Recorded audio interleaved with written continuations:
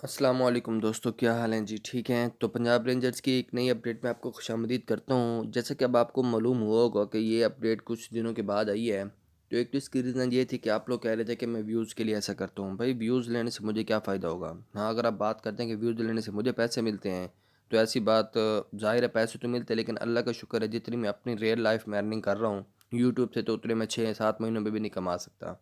तो आप अगर ये बात करते तो ये बात अपने ज़हनों से निकाल दें। एक तो डिले होने की वजह ये थी कि आपको तसल्ली हो जाए।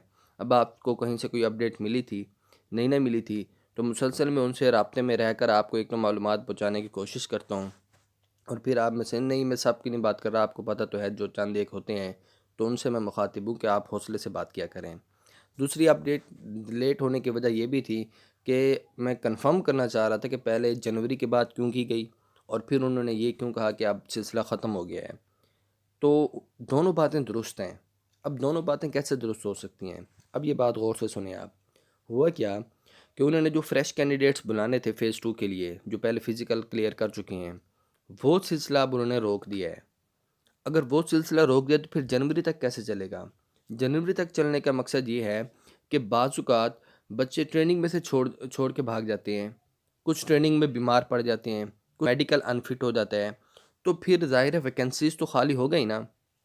अब जो बच्चे वेटिंग लिस्ट में होते हैं ना, उनको बुलाने का सिलसिला जो है वो फिर उन्होंने कहा कि जनवरी तक चलेगा।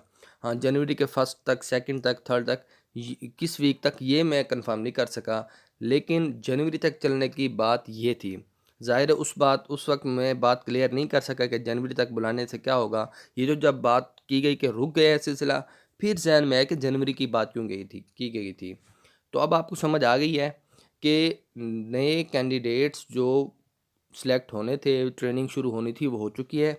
अब अगर कोई ट्रेनिंग में से निकल जाता है, ट्रेनिंग में रिजेक्ट हो जाता है, मेडिकल में अनफिट हो जाता है, फिर उसकी जो सीट खाली होगी, उसकी जगह जो बुलाने के लिए वेटिंग लिस्ट में उसके पीछे होगा, उसको मैसेज और कॉल आ जाता है कि भाई अब आप आ जाओ, आपकी बारी आ गई है। अगर आप सिलेक्ट हो गए तो ठीक, वरना आपकी जगह किसी और को बुला लिया जाएगा। तो ये अपडेट आप अपने ज़हन में रखें। और अब रेंजर्स का अगर जिनका नहीं हुई कॉल, सेलेक्ट नहीं हुई, एसएमएस कुछ नहीं आया, तो अब वो आगे बढ़ें और नई जॉब्स के लिए अप्लाई करें, नई अपॉर्चुनिटीज़ की तरफ बढ़ें।